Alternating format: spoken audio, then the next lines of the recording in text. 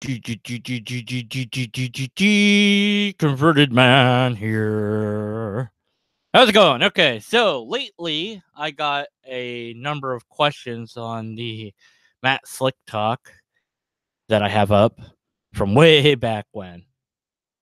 And let's see, what was his name? Southern Man had asked me a number of questions about Matt Slick had apparently had supposedly an experience of some sort with the supernatural, an occult experience of some sort.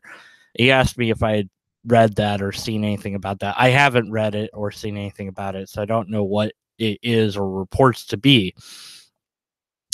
But I had said in my answers in brief, I'm not going to read them or anything, but that, I can't determine if he had that experience or not.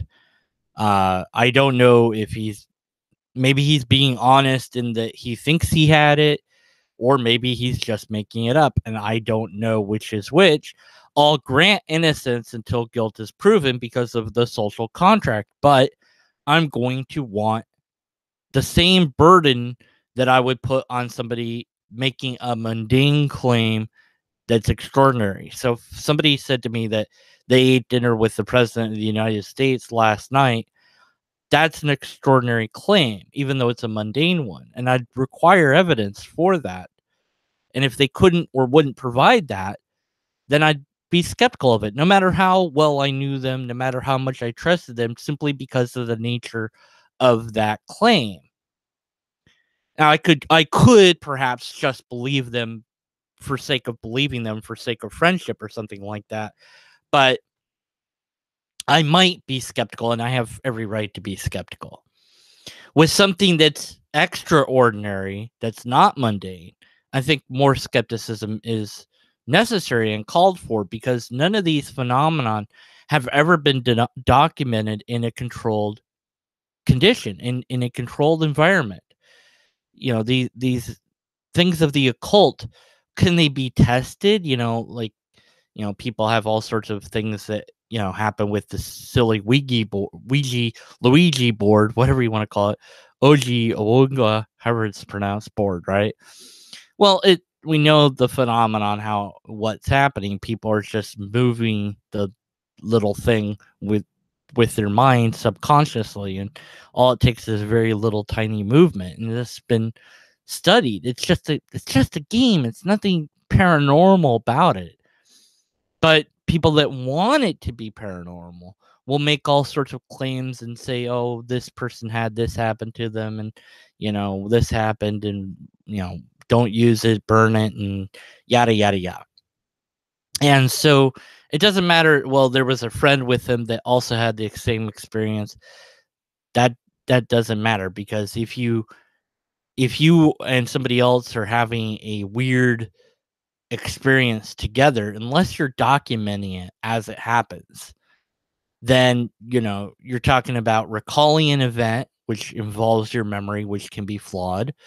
And then, of course, you're bouncing ideas off each other, so your ideas influence them and their ideas influence yours. And so the story might become exaggerated, or missing gaps might be filled in by, oh, well, what about that? Do you remember that? Oh yeah, yeah, that's what happened. Or did you feel that? Oh no, I didn't really feel that. Oh, okay, maybe only I felt it, or whatever. And why can't we duplicate whatever the event was, if it's something occult? So if there's a spell involved, or whatever, if there's some sort of thing that we can do to summon a bad thing, a demon or whatever, then why can't we do it in the lab? Why can't we do it in a controlled environment? There's no reason that we shouldn't be able to do that if these things were real. Well, they're really shy. They don't want to show up in the lab because, they don't want people to know that they're really real, because then, people would fear them and yada, yada, yada. Well, I mean, so you just make it untestable. So then there's no test. So the evidence is not, well, they had an experience. That's not good enough. And he had asked me, well, what if you had that experience? And I said, well, I tried to document it as it happened. Hopefully I would have this state of mind to do so. I don't know that I would. But if something weird happened, I would want to make sure that my brain is functioning. I'd want to see if other people had experienced it or seen it or what have you. And if no one had, then I would just assume, and my brain turned out to be working, well enough and all that. I would not have any. I wouldn't want to make any conclusions about it. Just be like, well, that was a thing. Maybe it was a dream. Maybe it was this. Maybe it was that. I don't know. And because I can't explore it objectively, I can't know anything more about it. But for some, especially for believers, they take this to be, nothing would convince you. No, evidence would convince me, but not internal evidence, not evidence that only I experience. That's not good enough. It needs to be evidence that everyone can access and see and touch and test and play with, if you will. And if we don't have that, then there's no way to know if it just happened in my brain or in reality itself. Since I can't duplicate the results, since I can't summon the event on demand, then I know events that are weird can take place in the brain. So how do I distinguish that from this event happened for real? If my brain thinks it's real, well, then what? That doesn't make it actually real. It just means my brain thought it was real. And that doesn't throw into question reality itself, although you could run into hard solipsism there. But what it does is say, the mundane is something we experience all the time.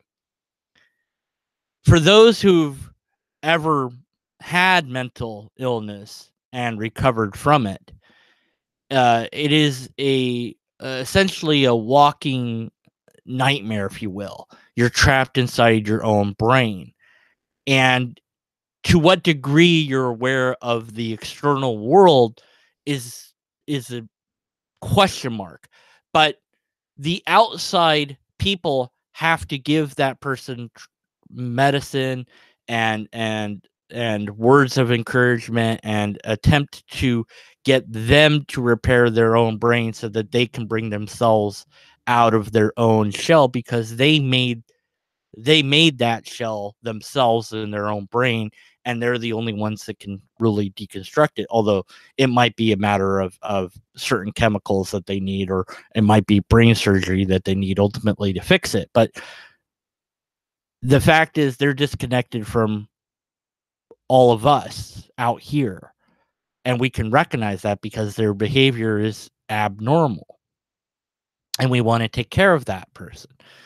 Well, that's different from a single episode where, it's like, oh, I just felt God, or somebody's in this room with me and, I'm creeped out and I'm looking around, no one's there. Those events can happen to anybody at any time because our brains are able to produce that. And we can put somebody in a, this God helmet is what it's referred to. And if, run magnetic things through their brain, or stimulate it with electricity or chemicals or whatever, and make them experience what others have called God.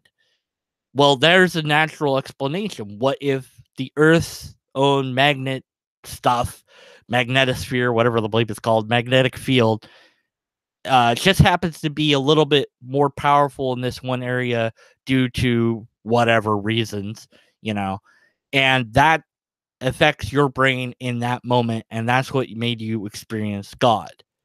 And then it moved on.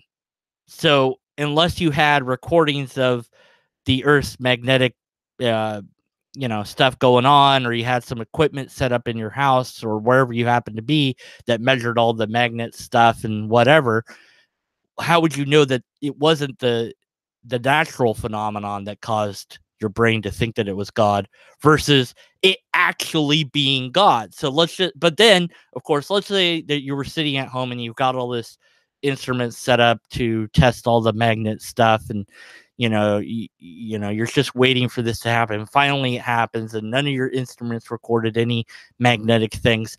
Could you then say it was God? No, because you haven't eliminated all the natural possibilities. And of course, this is another argument that can be made is, well, what if you were able to eliminate all natural possibilities? Would it then become the supernatural? No, because you have to show and demonstrate that the supernatural is a thing in the first place. Eliminating explanations doesn't get you to an answer that hasn't been established as an answer, even if it fits the puzzle. So I think I recall the atheist experience once explaining like about this analogy with a tree suddenly going missing in your front yard, and there were giant claw marks on the ground and some burnt trees on the side, and you found a large thing that appeared to be a scale. So your conclusion is, well, obviously a fire breathing dragon got my tree and took it away, because everything matches. I've got burnt trees, so it's obviously I've got this giant claw marks, I've got a scale, so a dragon fits the scenario. But I've never observed a dragon, and no dragon has ever been documented, let alone fire-breathing dragon. So even though that fits the puzzle, that doesn't automatically make it the answer. And we have to have an explanation for it. We have to uh, know more about it. Okay, so having said all that, let me check the chat and see what's going on in there. I've got one person in there, so nothing going on. Nobody's asking me any questions or anything like that. Brian Stevens joking that it's getting crowded in here. Of course, it's not, but that's okay. This was an easier way than recording it on my camera and then uploading that to YouTube. And I just wanted to kind of do a quick talk about this idea of well, what if you had an experience of God? What would you do? And I was a Christian, so I had experiences that at the time I thought were God or supernatural or ghosts or angels or demons or whatever. And almost all of them I can figure out some sort of natural explanation for.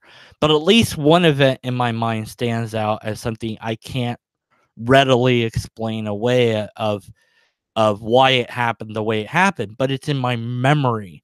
So it's already something that I have to rely upon my own reflections to describe to other people. And I don't know how much I'm filling in, might have forgotten certain things,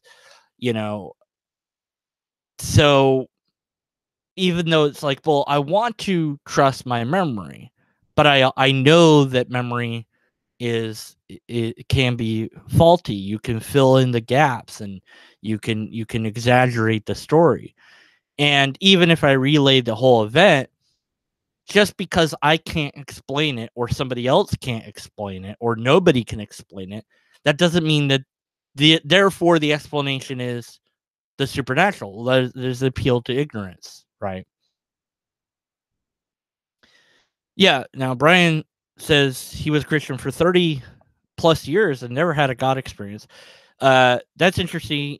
I knew a chaplain who would often say, I've never had these experiences that people talk about, but like sometimes when I read the Bible, I'll read a passage and I'll be like, oh, that's a new way of looking at it, even though I've read it like several times before.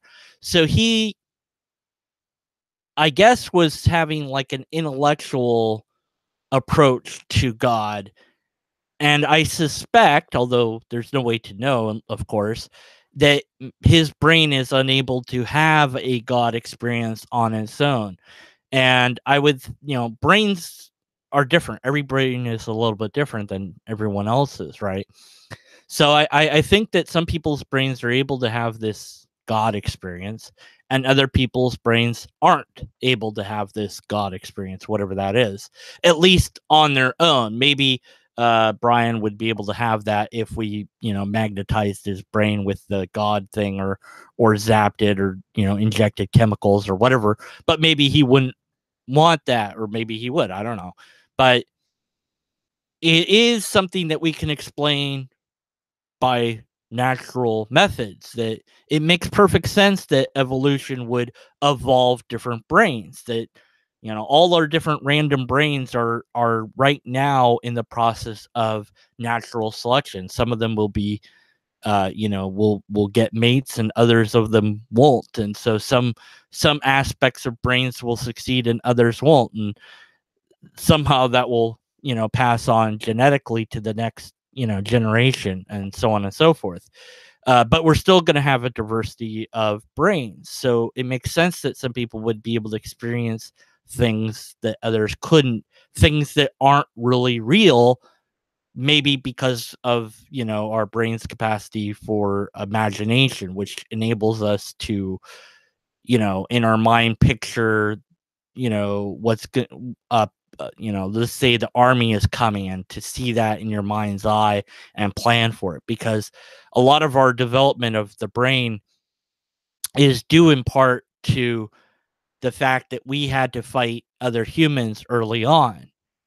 Now, animals were one thing, taming those and hunting for those, that took a certain brain development, but fighting other humans took a whole new brain development. There was kind of a war of brain power going on, genetically speaking. Whoever could outsmart the other person, the other tribe, would win, and they would therefore live, and the other ones wouldn't, or the other ones would be subjects to them, or what have you. So as we progress, we've kind of gotten, well, not past war, but we've come to a day and age where brain selection is now a wider field, because we're enabling people to live who otherwise wouldn't live. Somebody with, um, idiot savant, they call them. Well, that person way back when wouldn't have been able to survive, let alone have the chance to pass on their genes. But now they can, hypothetically speaking. Whether or not they actually get a mate, who knows? Maybe they'll get them to donate their DNA, and we'll be able to pass on their genes that way, or deconstruct it and figure out how can we access this part of the brain without shutting off the other parts of the brain, or whatever. And so we're at a stage of human evolution right now in this day and age where we have no idea what's going to be next. But we haven't, so we've gotten away from survival of the fittest by society, that we're taking care of people who otherwise would have expired, that have unique brains that are unlike ones that we had in the past. And whether those propagate or not, I don't know, but it is something to consider. But of course, then there's the natural explanation of why brains are different. What would a supernatural explanation be? Well, just God didn't want Brian to have a God experience, I guess, but God wanted me to have one, even though God knew that I'd become an atheist, and God knew Brian would become an atheist. So it's like, well, what was the point of that? I mean, did it matter then? I mean, and you could come up with all sorts of ad hoc reasons that God would do that. But I just think it's kind of, ridiculous. If you're going to add on to the idea that God wants us to experience God, which is present in many religions, but specifically Christianity, that the ultimate thing is to experience God and all this, well, then why would God deny Brian that experience, even though Brian's going to become an atheist? God knows that, but God's allowed me to have the experience knowing that I'll become an atheist. So Why would God do that? Why wouldn't it be consistent? And it doesn't add up. So you don't have, although you could come up with some ad hoc explanation, you don't really have a theistic explanation. I would say there's not a coherent one at any rate that you could come up with. Although again, you could probably construct some ad hoc one. Hello, Kinder Todd. Oh my God, I'm never going to pronounce that word. Kinder Nope. There's no way I'm pronouncing this name. I'll just spell it out. No, I won't. Kinder Tatler Litter is their name in the chat room. If anyone knows how to pronounce that, go ahead. 'Cause I don't know. They waved at me with a purple person. So, hi. And they're laughing that I can't pronounce their name. They're mocking that I can't pronounce their name now. You can't see the chat, and I've decided last time I tried to screen share the chat, it didn't really work that well. So I've just decided, screw it. I'll just not do that. So it's German. Well, I know Farfignugan. That's it. That's all I got. Farfignugan is the happiness of driving, and like Volkswagen invented it. So I don't know if it's actually the happiness of driving or just Volkswagen pretended that Farfignugan is the happiness of driving. I don't know because I don't know German. So, I don't know anything about that. Yeah, it's funny, the English language, because you go, man, why do you guys want to be called a germ, man?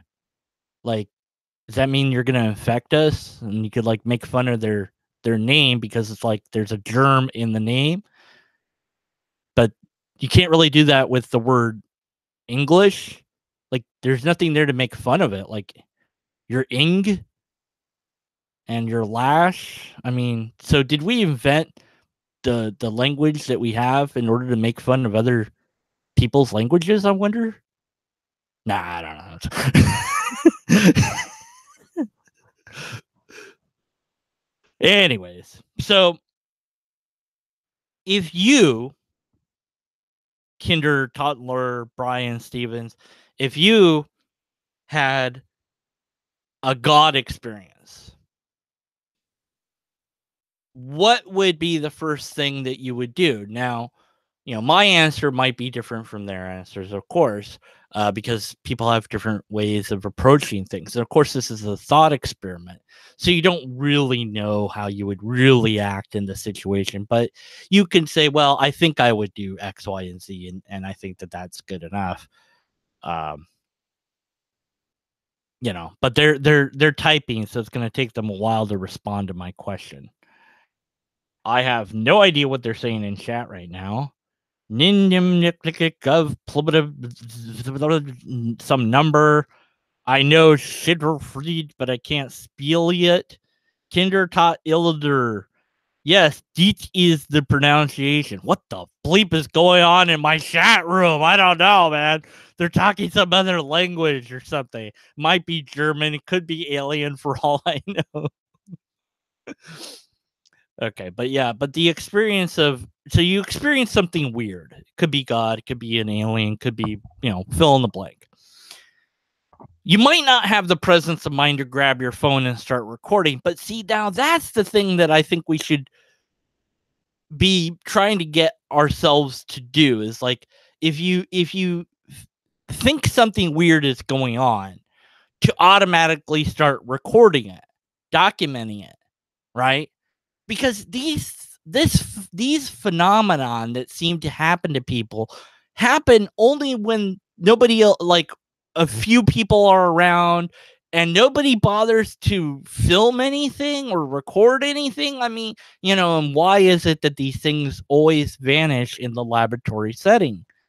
And you can't help but think, well, maybe because there's nothing really going on. Like, you've got 1,000,000 plus some odd Hindus who will claim up and down, left and right, that they've seen a guru levitate. Well, there's ways to make it look like you're levitating without actually levitating. These are illusions. They're trick of sight. And there's a very classic illusion requires a walking stick that's not really a walking stick, and the person has the stick on the ground and their legs folded, and it's like, oh, they're levitating. Well, no, there's a pole that runs up the stick, and then the pole, holds them in the air, and the pole, stretches down in the ground and a hole in the ground, and so it's a mechanical contraption that forms this illusion that would be all of that would be erased in the laboratory setting because you wouldn't let them have the walking stick, or you'd have them completely naked so that you could see if what was going on. You'd take x-rays and whatever, so the illusion would be stripped away. Magic cannot undergo critical analysis and survive because the illusion would be exposed. That's why it's fun to watch, say, Penn and Teller's fool us, because you have magicians trying to trick the musicians. That's not how you say magic, guys. Magic. You know what I'm trying to say. Sounded like I was saying musicians, not magicians. Whatever. Anyways, so you have them trying to trick each other, and it's really cool when the guys get fooled, and it's like they go, oh yeah, and they'll figure out, oh, okay, you did that instead of that afterwards. And many of hearing them talk about it later, they'll say, the people are always excited to share with him how they did it or whatever. Like, I think there's only like one time where the guy didn't want to tell him how he did it or whatever. But it is all tricks. There is no magic going on. So if we took the guru that was levitating, we put him or her, it's usually a guy. I don't know that there's any female gurus out there actually. But they, we put them in a lab, they wouldn't be able to levitate because it's an illusion. It's not really real. If it was real, then why wouldn't they go into the lab and levitate, and everybody would then know that it's real? We wouldn't know how they did it necessarily, but we would know it wasn't a trick, right? We could eliminate that it was being done by some sort of trickery, and that would lead into further investigation. But nobody has ever done anything like that. And same thing with the occult. People will say, well, this or that spell, or will cause this or that to happen. Well, okay, then you're making a claim that's testable, and when pushed on the matter, you'll find that the test soon evaporates. The goal gets moved, the situation gets moved, and the people suddenly can't test it. Okay, let's see if they answered the God thing yet. Nope, they still hasn't, so I don't care anymore. Okay, so Kinder taught the German person said that that they had a God experience when they had taken illegal narcotics. Well, yeah, drugs can cause it. So how would you? Let's say that you had just you had eaten something a while ago, and it might have had enough residential some cocaine on it, or whatever, that wasn't put there deliberately or anything, just by accident. I mean, I think they say however much percentage of cocaine is on the dollar, on different money, on dollar bills and whatnot. It's a finite amount, but hypothetically that could rub off on your fingers and hypothetically get on your food, and that could hypothetically affect you, right? So that's why it's important to wash your hands and your food, right? But let's just say that's what happened, and so you're having a drug experience. But meanwhile, you don't know that, and so you think it's a God experience. And you don't think about the fact that you just ate an apple without washing your hands or washing the apple. So you're not thinking about that, oh, I just handled money, then I handled the apple, and then I ate the apple, and there might have been some cocaine on the money that transferred to the apple that I'm now eating, and eating the cocaine, and that's what's giving me the experience. Because you don't think in that way. Your minds don't think in that critical of a manner, unless we're not in that situation, then we can be critical of that situation and go, well, yeah, that guy said that he had this experience, but could it be this? Could it be that? And we don't know. So we can't just say, oh, yeah, he had that experience, because then all experiences become legitimate. And there becomes no way to tell which God or which devil or which whatever is really, really real, because they all make unfalsifiable, untestable claims. All religions do this. So, and all paranormal things do this as well. Not just trying to rag on God beliefs, but beliefs of ESP and things of that nature also make untestable claims. So, how would you know that you weren't just tripping on drugs? You wouldn't.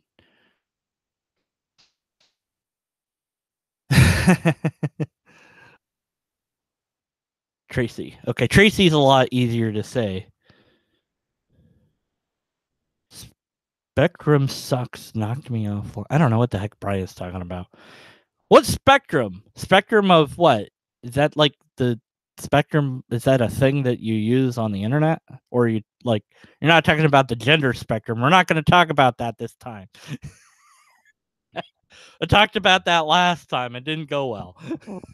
Talking about weird experiences that people can have. Do I have more than 2 people watching? I don't know.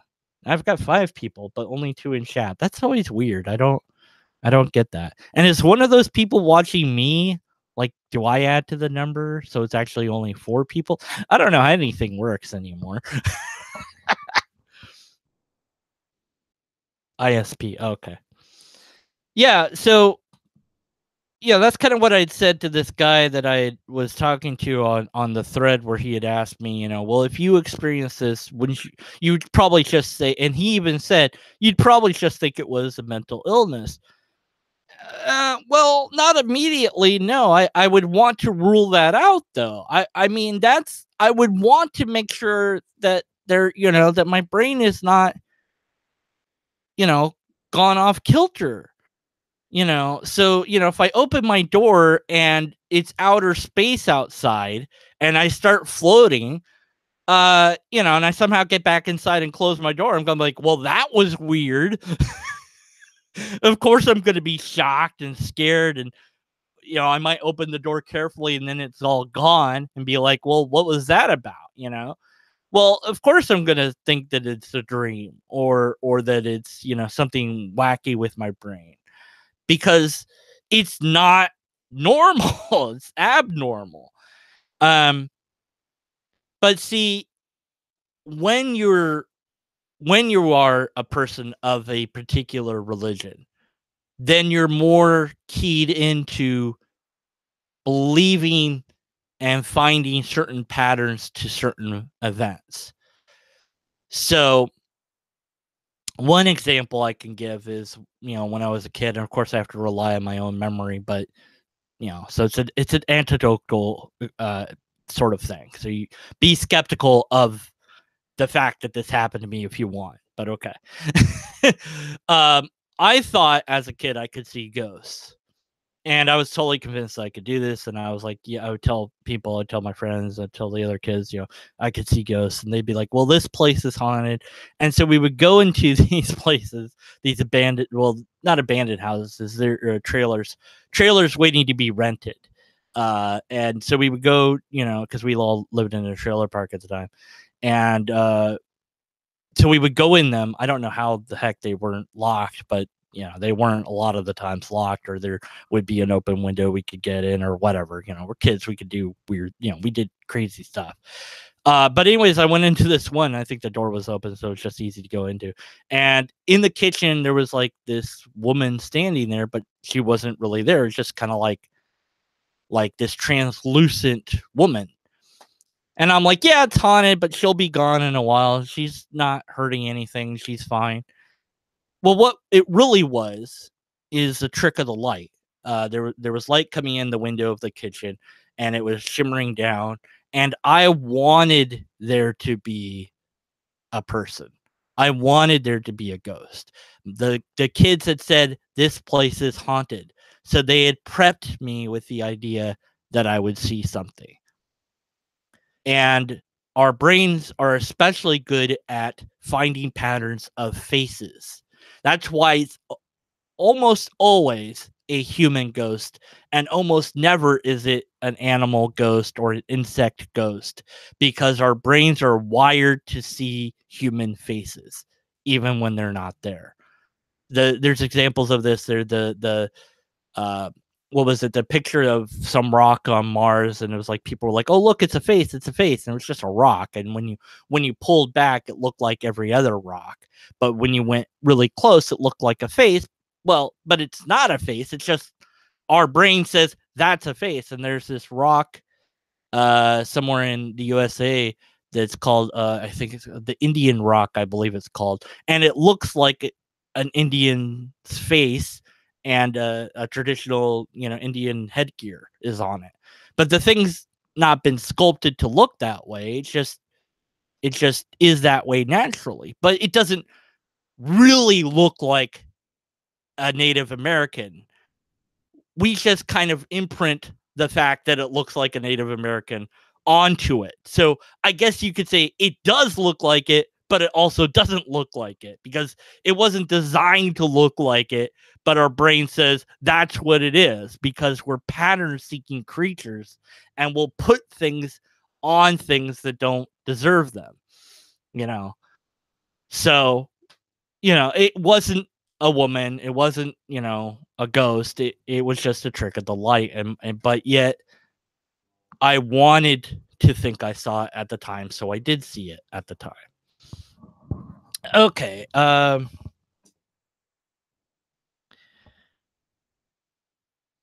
right. So somebody said that they had a weird experience. Wait, what? Wolf? What? What's going on? I missed a bunch of things in chat somehow. All right, let's see. Yeah. Brains. Yeah. um.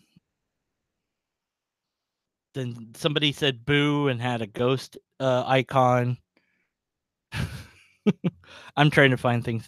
Hey, it's Zod. How's it going, Zod? So, joke word I can't possibly pronounce had said that they had an experience when they woke up. They looked at food. They couldn't tell the color of it or even the shape of it. Well, probably because you'd just woken up and your brain wasn't quite there. Let's see. Who's Wolf? What the heck is going on with Wolf? The Greek room. 95% will be me, Wolf. What? I don't know. I don't know what's going on. Why is it marking this as spam? I don't know. I don't know what the heck chat room's talking about, so I'm just gonna pretend like I understand what they're talking about. So if you're just joining us, because this is live now, later, of course, it will be playbackable. So for those of you who are listening to this after it's not live, I apologize for repeating what I said in the beginning, but whatever. Anyways, for those of you just joining us, I'm talking about me and people in chat, hopefully, will be discussing back and forth the God experience. What if you had a God experience, or what if you had a paranormal experience, or something that you couldn't explain? What would you do with that? Would that automatically just convince you, oh, okay, there's a God and whatever? And this had all started because I had a little text back and forth with a guy by the name of Southern Man on my Matt Slick Talk with Deconverted Man video. So if you want to read that, you could go to that. You could navigate to that. And I'll put the link to that video in the description box of this event, and I'll throw it in chat right now, and people can click on it and then mute it, because you don't want to listen to that as you're listening to this. And it's right there below Vulpix. And so you'll see Southern Man asking me about stuff and me trying to answer his question, which is again about, well, what, wouldn't this convince you? Are you just so skeptical that nothing would convince you? That's kind of the thing that I think theists and non-theists have this very different way of looking at the bizarre in reality. Like I don't think that I don't know that all there is the natural world or the material world. I wouldn't say that that's all there is. I would say that's all I know about. That's all I've seen so far, but that doesn't mean that's all there is. I think that if there's more to reality, that we will discover that. We will find it. We will unearth it. We'll make a device that can detect it. And until we have that, there's not really a lot we can say about it. I should check out the Geek Room live feeds. Why?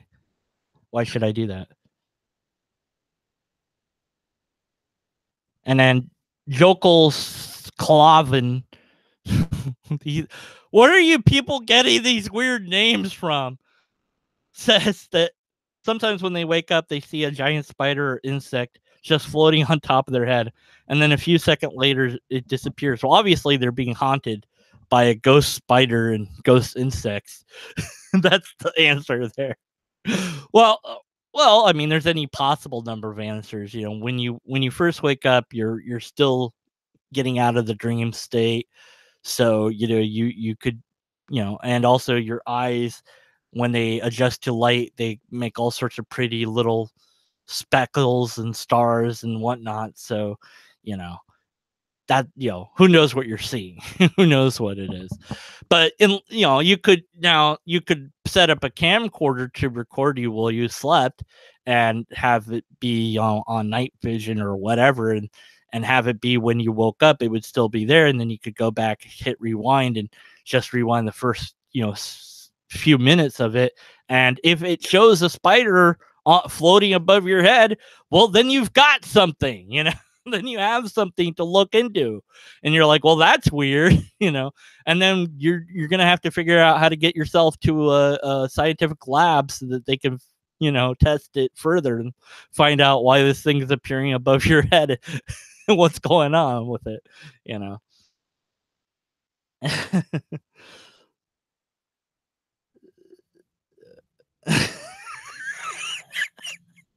Kinder, I forget what Kinder told me to call them now. They said it earlier in chat. My brain's gone. I'm sorry. But they said that the current theory is God is like the CEO of the CIA. It's a big administration spy agency looking for afterlife terrorists. Okay. Why not? This other person, Greek Room, had a friend that was hooked on acid. And then they would see the face melt away every now and then.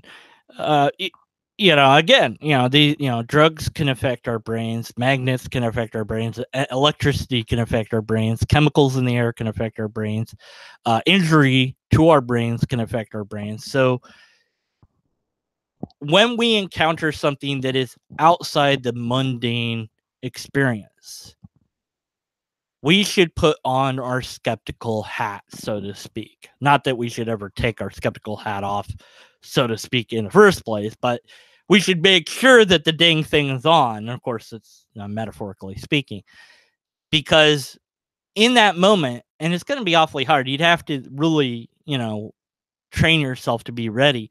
And it's funny that these moments don't really seem to happen to skeptics. They only, these weird paranormal things only seem to happen to people that are open to it. So you'll often hear, oh, you're not open-minded. No, I'm open-minded. But what open-minded means, if you actually bothered to look it up, is willingness to accept a new idea or experience. Right. But you need to give me evidence that that's a thing that I can actually do that is real versus just in the brain. And how do I know the difference? I want, if it's just in the brain, it might be interesting to experience just for kicks, but it's much more interesting if it was actually really real.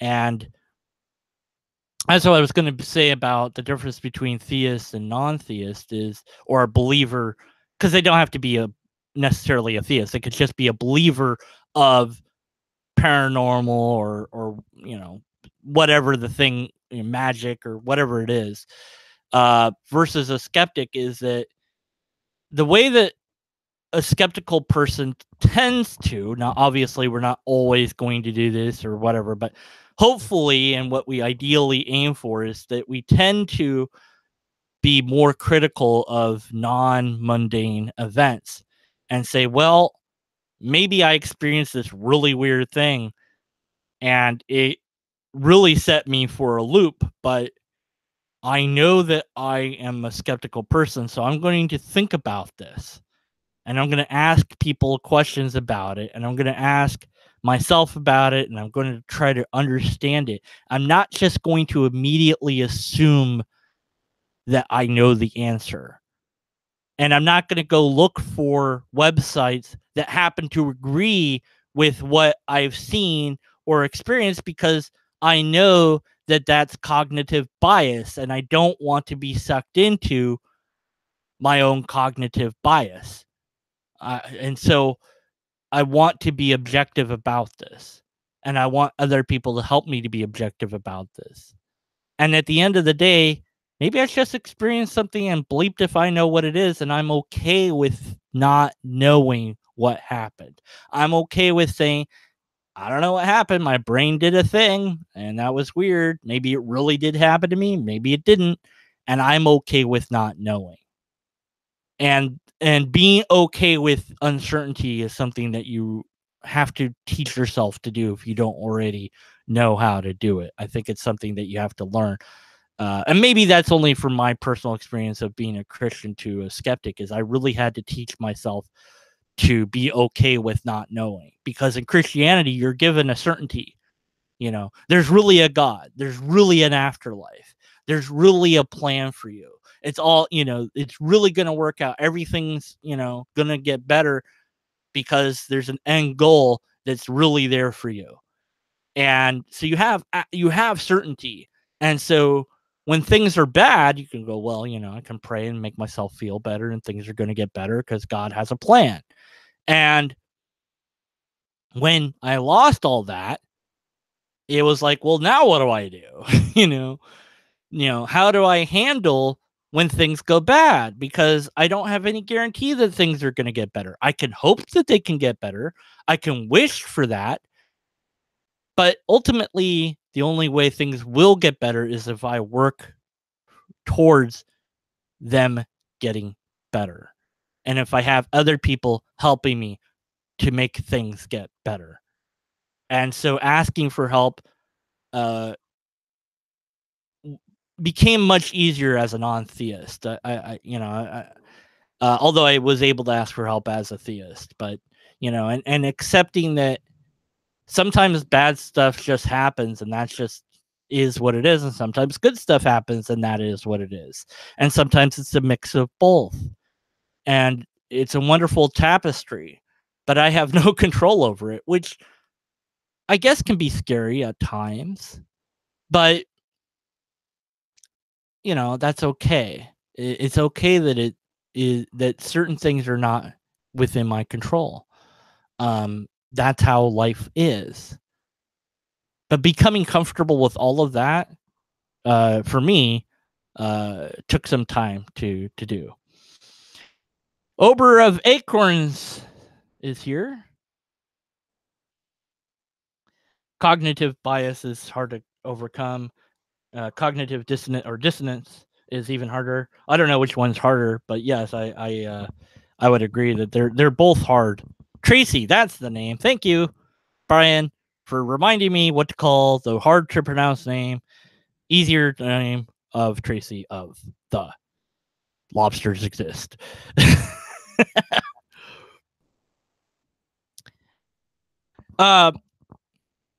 So if you're a believer, that is, if you're somebody that's like, I think that the paranormal is a thing. And so you go to, say, a seance. And then a week later or 2 weeks later, you hear a bump at the night. Well, of course it's a ghost because you were at a seance. So of course that's on your mind. And then, you start to look for patterns and you start to see patterns when there aren't. And maybe you even dive into, you post it and so it's really easy to convince yourself that these things are real, even when they're not. And the minute you try to actually prove that they exist, they vanish. The moment that you subject it to critical analysis and testing, the paranormal every single time vanishes into nothingness, which either means it's really, really shy or it's all in our head. There's many things that are in our heads. Numbers, the number 1 through any number, 1 through 10, 1 through a million, 1 through infinity. They're all kind of just in our head. They don't exist in the same way as, you can write down the number 2, but you can't, walk along the street and find the number 2. Well, maybe you can find something that's in the shape of a number 2, but that's not the number 2. It's just a thing that looks like that. You know what I'm saying? So it's an object of the mind is what I call these. Letters are objects of the mind. Musical notes are objects of the mind. Language is an object of the mind. Universals are objects of the mind. A universal is, there's many examples: cat, person, car, house, triangle. So if I say the word cat, so picture a cat in your mind. None of you will be able to do it. And you'll say, well, no, deconverted man. I just pictured a cat. Well, no, you pictured a particular type of cat. I just pictured a drawing, a 2D drawing of a cat in my mind.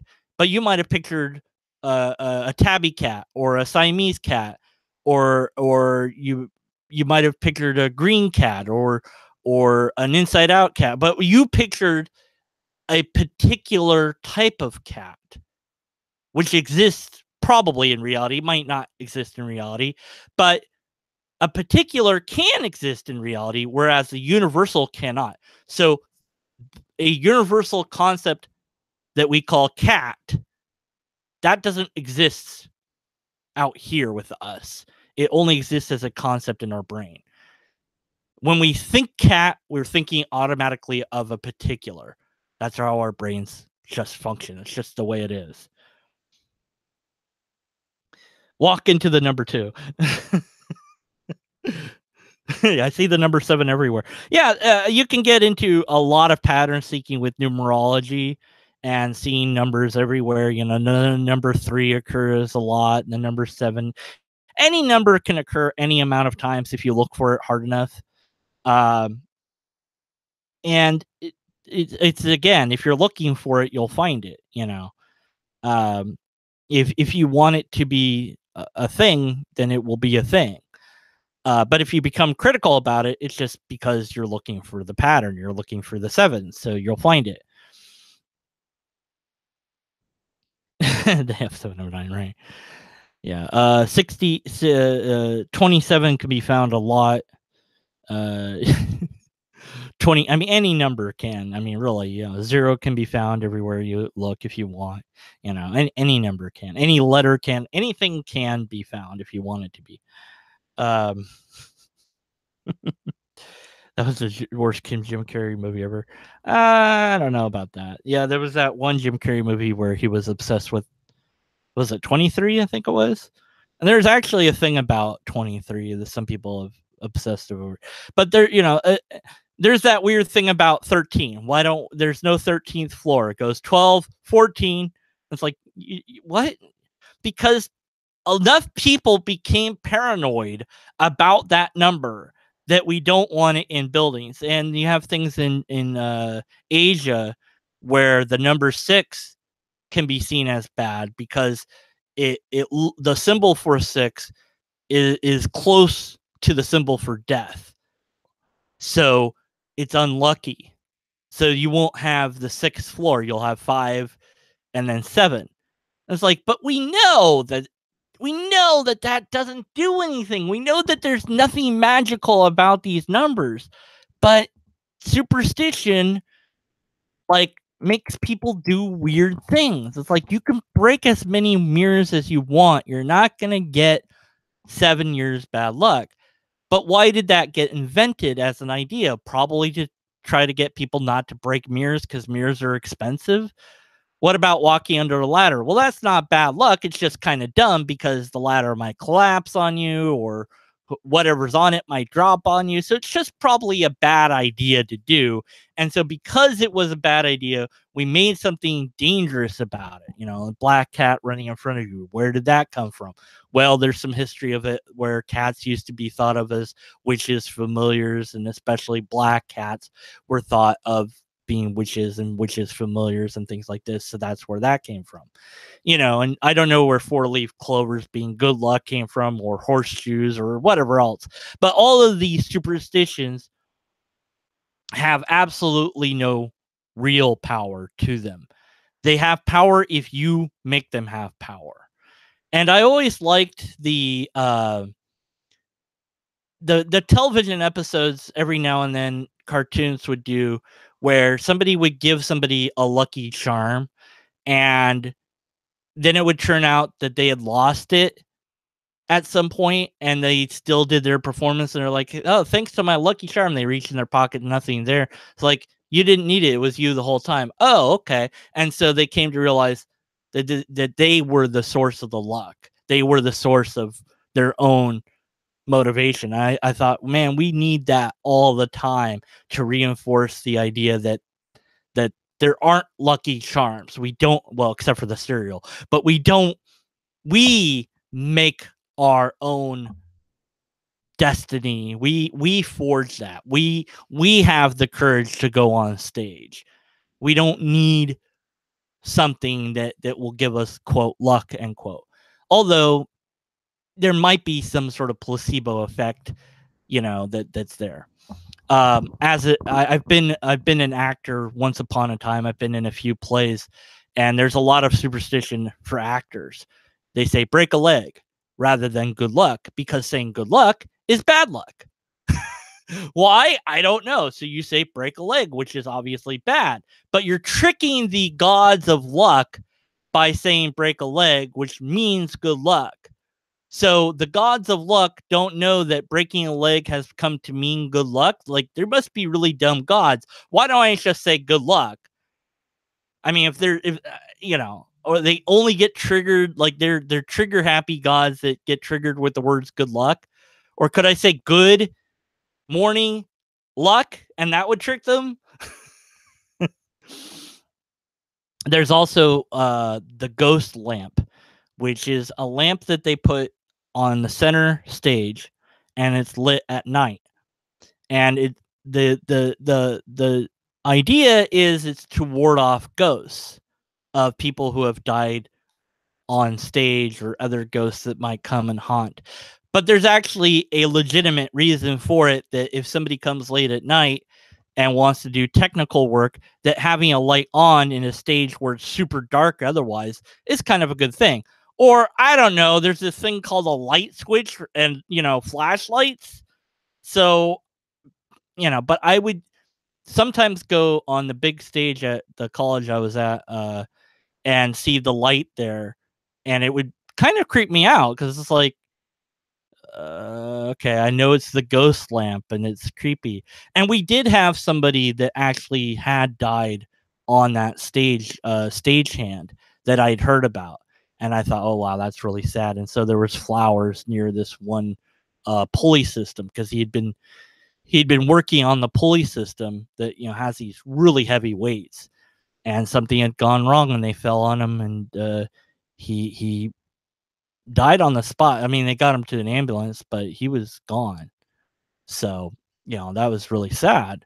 I didn't know the person, but I'd heard about it. So it's like, well, obviously the dang thing's haunted now. But it's not haunted. But people believe that. So it becomes true because people believe it. True in one sense, but not in another. Let's see. What's going on? Talking about shaking hands and other superstitions. Yeah, sneezing, bless you. I think that I want to say sneezing and the bless you. Man, where did that come from? I'm not sure. Yawning, I think I've been told was that your soul might escape while you yawn, and so you cover your mouth when you yawn to prevent that from happening, I guess. It might have had something to do when it gets cold, you see your breath in the wind, so I don't know. But you sneeze, so bless you. I don't say anything when people sneeze. I what originally I started saying you sneezed, but then I realized why say anything at all? So just somebody sneezes, I say nothing. That's what I do. Because I mean, why propagate this thing that doesn't do anything. It doesn't mean anything. So why do it? You know. But these are we have so superstitions are another thing that skeptics should not believe in. So you should be like, I can break a mirror and be like, okay, we're gonna see if I have bad luck. But what does that mean? See, that's where it gets tricky, because how would we test that? What does it mean to have bad luck? And is the counterexample of good luck automatically voided? So if I have any good luck during the next 7 years, does that mean that the breaking of the mirror didn't work? Does that falsify it? We have to construct the test, but we have to know what the objective is that we're going to get. We have to be able to make a prediction first. So just saying it's bad luck is too vague. It's not a real testable idea. So let's say I rolled, I decided to play Yahtzee, and I rolled Yahtzee 6 times in a row, which is extraordinarily improbable, but it could happen. And then I break a mirror, and then I go and roll, and I don't roll Yahtzee again for the rest of the day, and all I'm doing is trying to roll Yahtzee. Well, it's still improbable, but it could happen. Does it mean it was the mirror, or does it just would the same thing happen if I didn't break the mirror? So we have to have somebody else also rolling the dice, but it's me that it's supposed to affect. So it becomes untestable. But I would say if I got one Yahtzee, well, that's lucky. So I had good luck. So therefore, the mirror thing is null and void, right?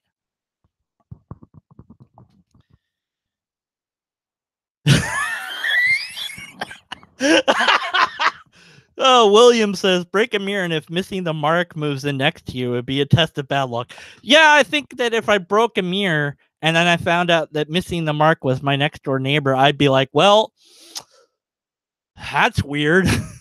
Then I'd break another mirror to see what happens, because he's already my next door neighbor. It'd be like, now let's summon Ray Comfort, break a mirror and see what happens.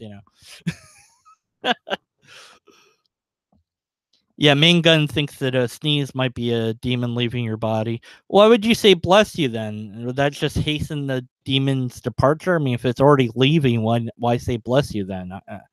I mean, it's like, hey, demon, screw off, haha, sucker. I mean, like, wouldn't you then say bless you while people aren't sneezing to make them sneeze?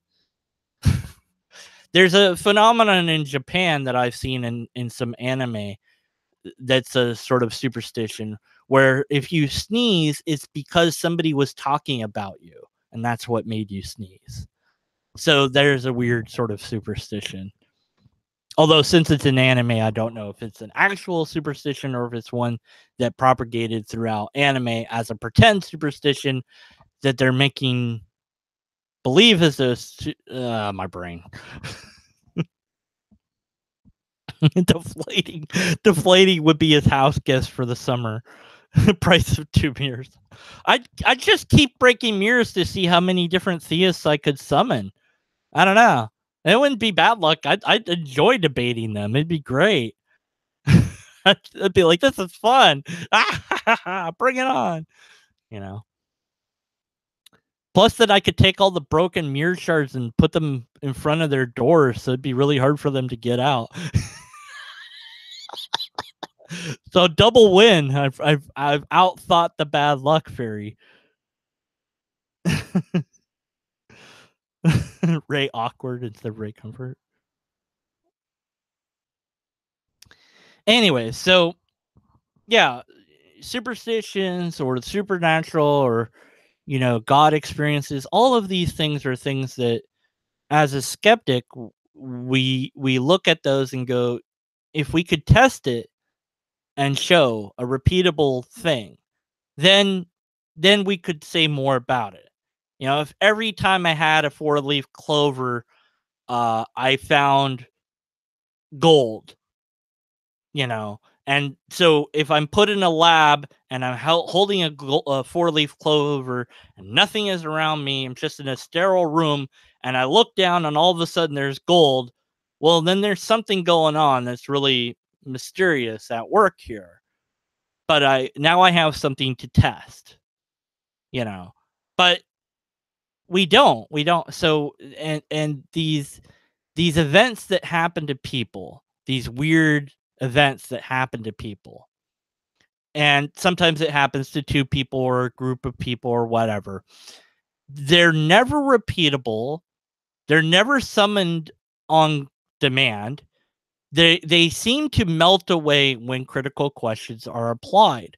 So we know that people can believe in things. We know the brain can be tricked.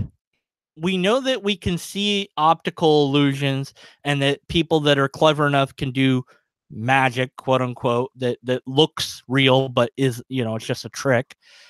So how, if we're not testing that situation, all we have is an untested situation and a phenomenon that has not yet been scrutinized. And to say that that is anything at all is question begging. It is appeal to ignorance, appeal to personal credulity. It's a lot of logical fallacies. And so the skeptics are, well, skeptical. It doesn't matter if it happens to me or anyone else. It has to be demonstrably demonstratable, testable, examinable, because everything else is. Everything else is. And I mean, I've had so many talks with different theists and apologists about this, and well, you can't ask God to provide evidence for itself because it's a supernatural God and it won't give you natural evidence for it.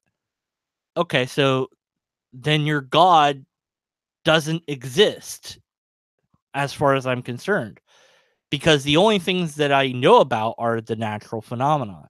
Your God is refusing to allow us to test it in a way that we can test everything else because it's shy or because it has to remain hidden or whatever or, well, it's God and you can't test God because it's God and it won't kowtow to your needs. Well, then I guess I have to be skeptical of it. It's left me no choice, and it should know better because it's God. It put itself outside of the realm that I can trust that it's a thing in the first place, which doesn't make sense. If it wants to get to know me, being told that, Joe Schmo loves you, well, that's nice. I've never met Joe Schmo. By the way, Joe Schmo can fly. Okay. And he loves you. All right. That still doesn't mean anything. Joe Schmo can fly and he stopped a plane from crashing into your house last week. And he loves you. Okay. And, well, Joe Schmo just died for you yesterday. And he really loved you. After saving you from the whole plane thing and all that, he took a bullet for you that was meant for you. That's nice. I never met Joe Schmo. I didn't even see him. Why should I think he exists? And he's doing things that no other human has done. Well, but he really loves you. How do I know?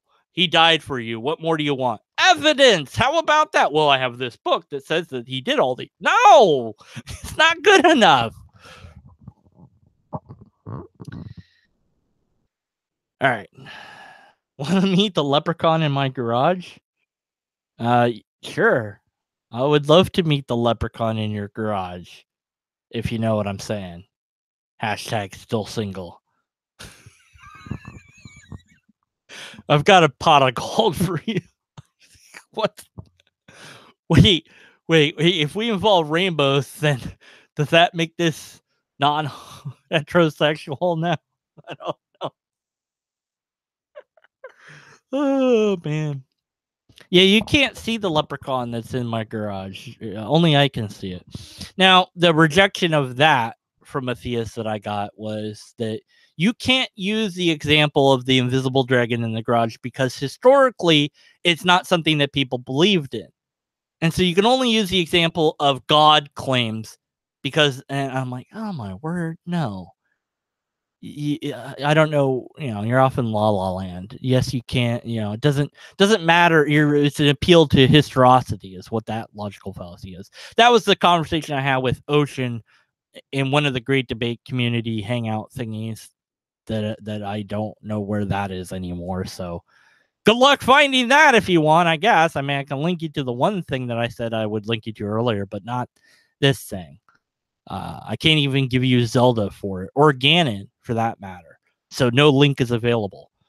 That was a joke about the Legend of Zelda. So yeah. Anyway, so I think we've covered that. Although nobody in chat ever answered what they would do. Well, somebody said that they would think that they were hallucinating if they had a God experience, but that didn't really tell me what they would do about the experiment. Experience, not experiment, whatever word I'm trying to say. But I think that most of us skeptical-minded people would say that we have to be able to demonstrate it to other people. And if we can't do that, then it probably just happened in our brain. And we can't know because we're unable to examine it.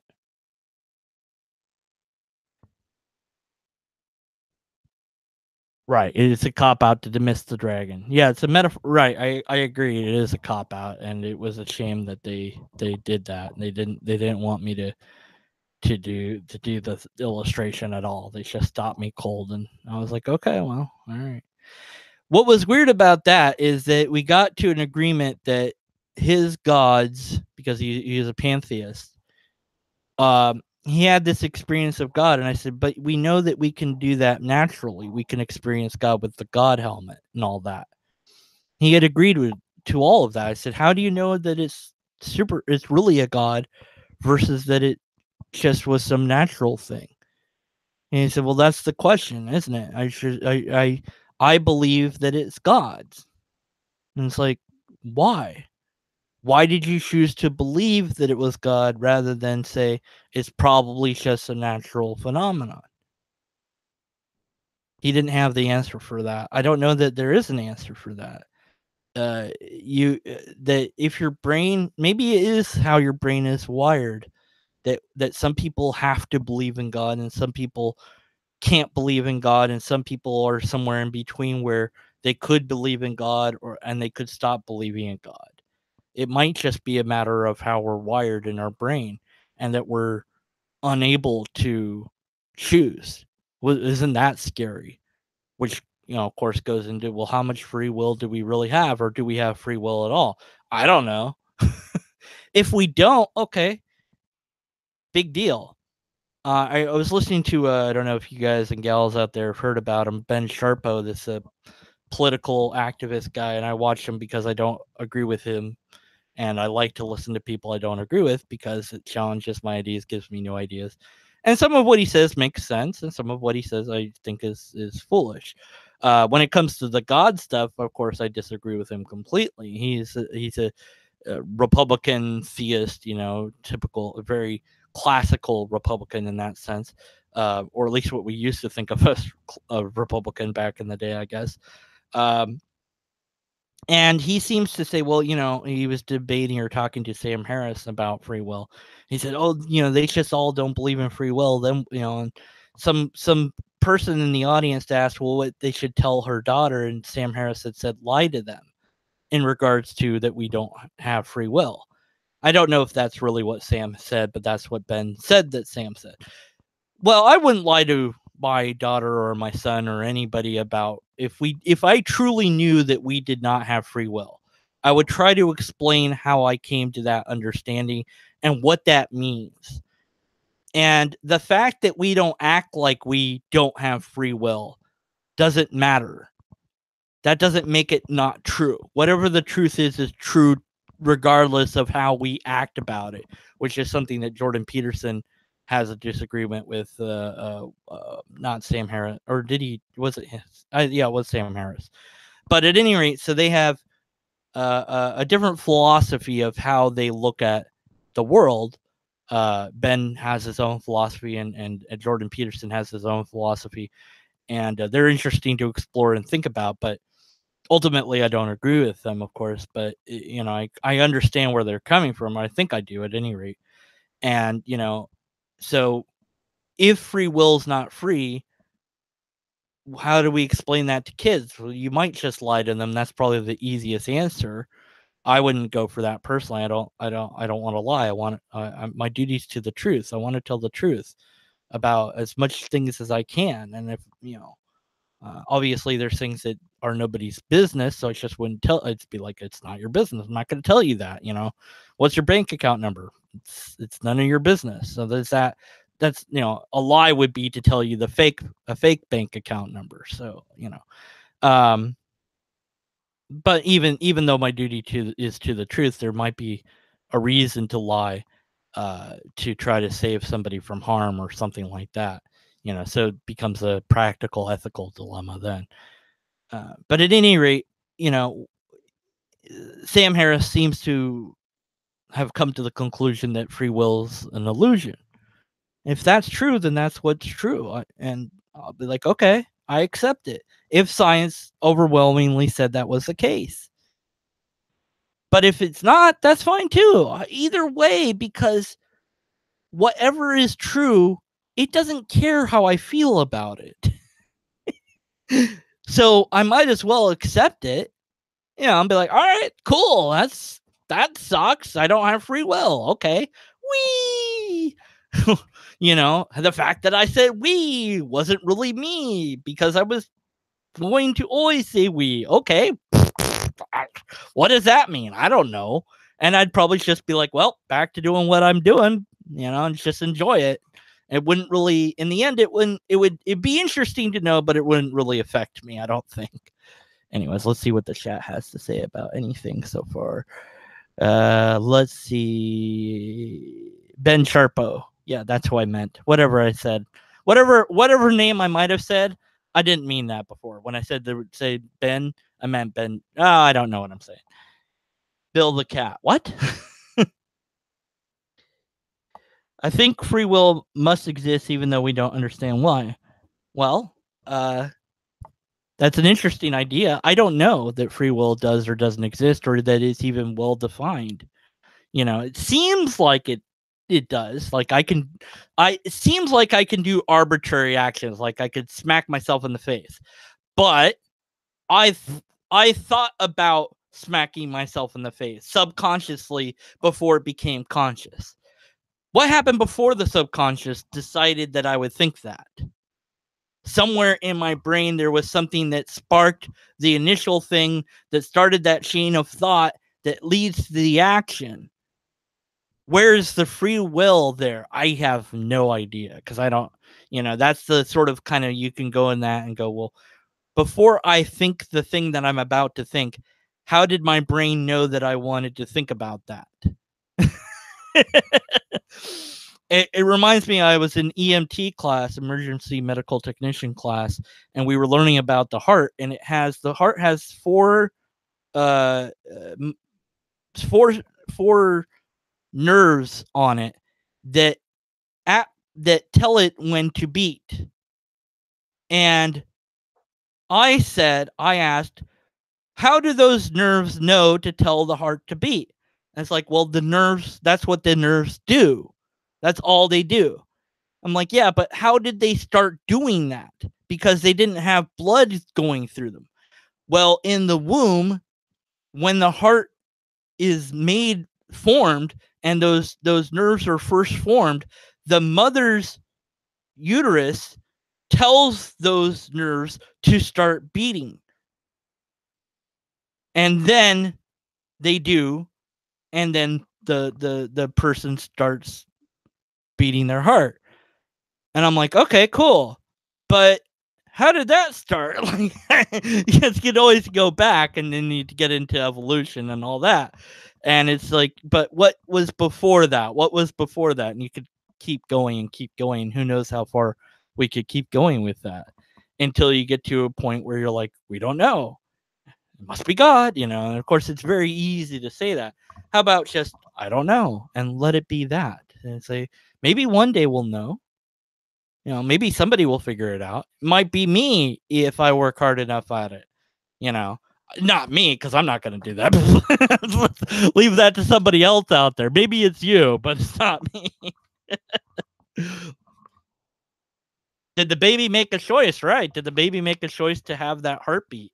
No, they're you know, and I might be saying it wrong because it's been years since I was in that class. But at any rate, you can look it up and tell me how wrong I am in the comments if you want. But regardless, there's a point when it all starts. And then once the system's going, the nerves are powered by the heart, and then the nerves power the heart. And but it had a start from the outside of the mother. So it's, you know, it's a perpetual motion machine, but it's not, because it takes energy. So I think that there's a lot, even if we had free will, there's a lot of things that we can't do. We can't fly in the air on our own without some technology. You know, no matter how much I flap my arms, it's just not going to happen. You know, so I don't have the capacity for that. So, you know, no matter how much I want to, I can't walk through solid walls. You know, it just doesn't work like that. And it's like, no matter how much I think about the fact that my molecules are, that technically I'm not really touching anything when I touch things, I can't make my molecules go through those other molecules no matter what I do, because rules of physics. And so I'm limited in my free will already. And what things that genetically I, have no choice over. I don't have a choice over the color of my hair or eyes or skin, or, so on. So there's many things that are just the way they are, and I have no choice over any of them. So then because like, well, if I have free will, it's so small of a thing that it's, barely a dot. But whether you believe in it or not, I think that I would hope that you would be able to say that it is a belief, because as far as I know, we don't have enough evidence one way or the other to make a clear distinction. Like evolution, that's not a belief anymore. We don't need to call that a belief. That's a fact. Although I suppose scientists would want to call it a theory. I wish they'd change that word theory to something else so that people don't deliberately confuse the word. But at any rate, it's a fact. Evolution is a fact. Don't need to call it a belief, because there's more than enough data to show that it's true. So I don't need to believe in it. I know that it's true. I've got the evidence for it. So, it's true.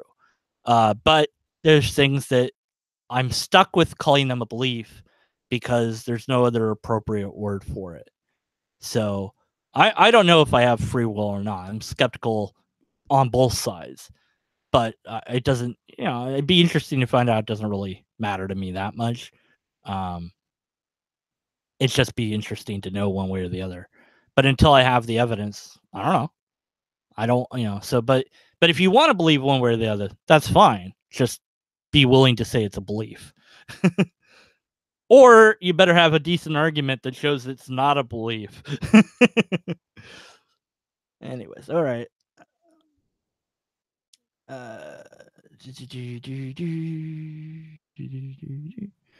Everyone's having their own little talk. So I think I've ran out of steam for the original talk of this, of, if you had a God experience. But this changed into a lot of other things, so that's good. Hopefully it was interesting and entertaining for you. I'd like to, if I can, invite people in. I had a problem with that last time. If I made it public, I had a troll join in. So what I'm going to do is, if you want to join this hangout that I'm doing right now, you can email me and say you are whoever you are in chat. And then in chat say, okay, I emailed you as, and I said the word, whatever, say like some weird word in the email so that I can confirm it was really you that sent the email. Has everyone got that? Like, say like platypus in the email, and then say platypus in chat, and I'll be like, okay, that was really you. Here's the link in response, and I'll link you in the email, and then you can join the hangout. All right. And my email is deconvertedman, the number 1 at gmail.com. You could have found that out by clicking on my thing, clicking on some other thing or whatever, but it's just easier. I'll go ahead and type it in chat as well. And if you do that within the next few minutes, I'll wait for you guys and gals and robots and whatever to do that. And if I don't get anyone here within 5-10 minutes, I'm going to explode the chat and be done. But if I get people in here, then I'll talk to those people, and that will be a thing that we do. Okay, hold on.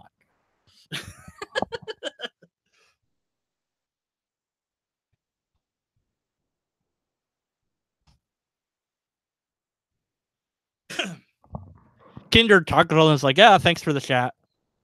They're giving up already. They don't think anybody wants to join the live hangout. I don't play. Screw it. I don't want to stick around for other people talking. I only came to hear you talk, Deconverted Man. That's what they said in my brain, like to me, like because they like me, because my ego needs them to like me. So I'm just gonna pretend like they said that.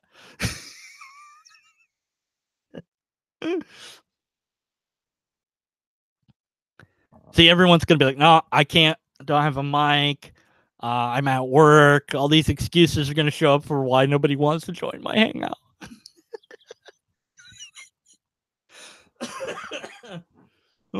Bleed damage. What? What are they talking about? What's going on?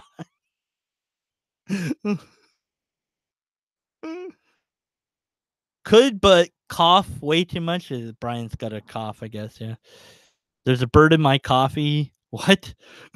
The bleeps. Lucifer's going to the gym. What's going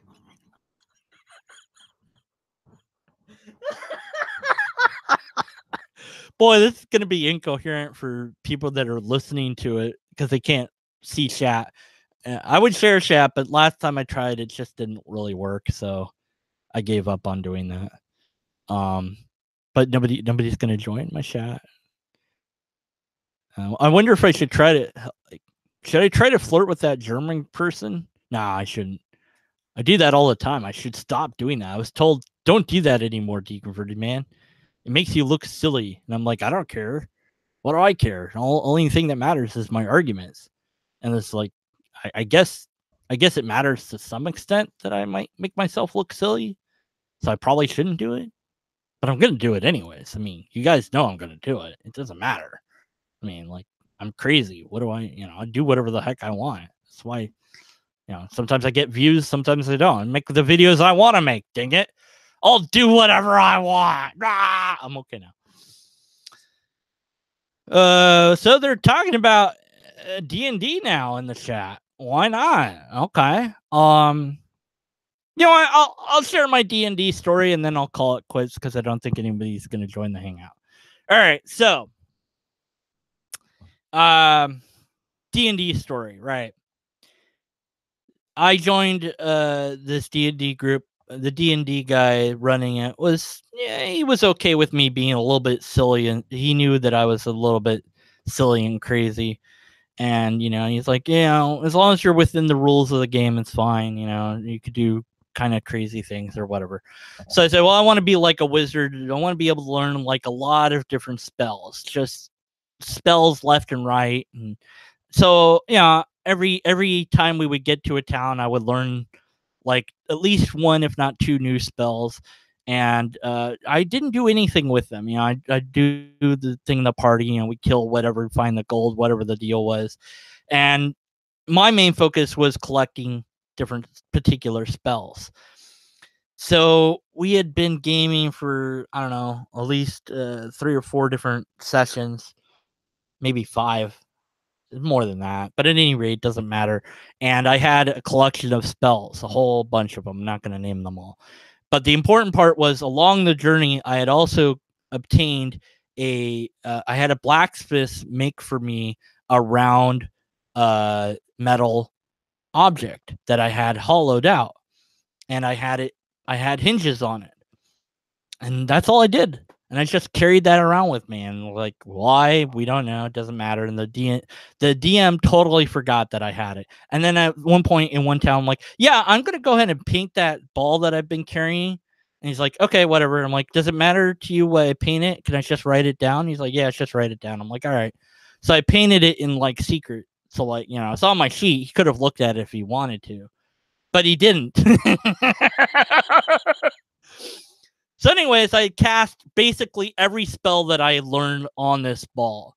And so he kind of got curious. He's like, what are you doing anyways? You making, I'm like, and I was about to answer, and somebody was like, he's making like a bag of holding.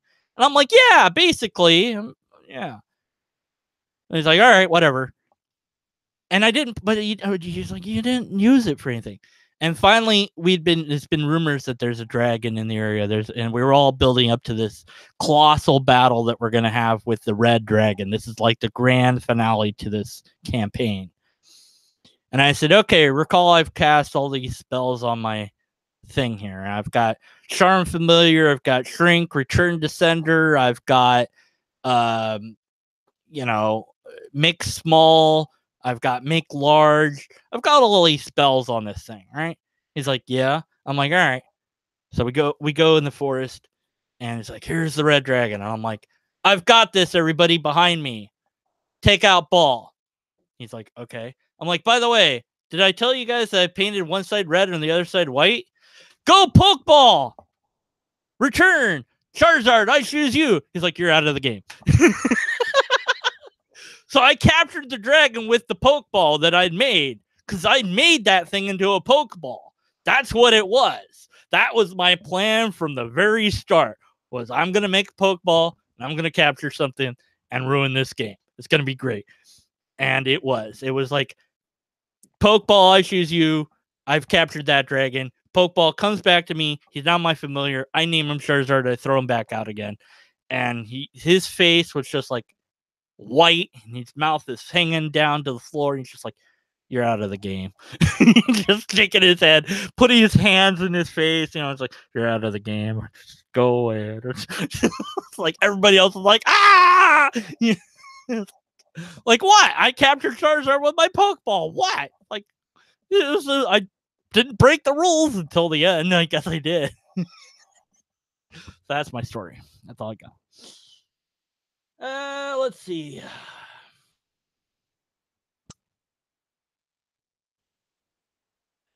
Okay. So that was my D&D story. Hopefully somebody liked that. If not, I don't care.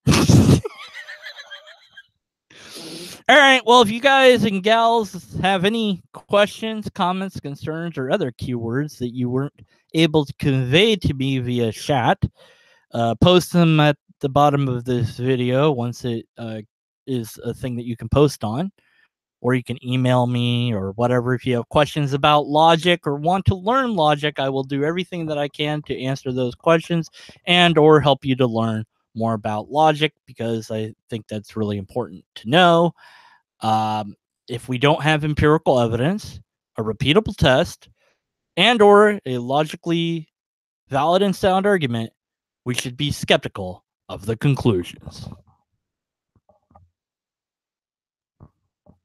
Lobsters exist.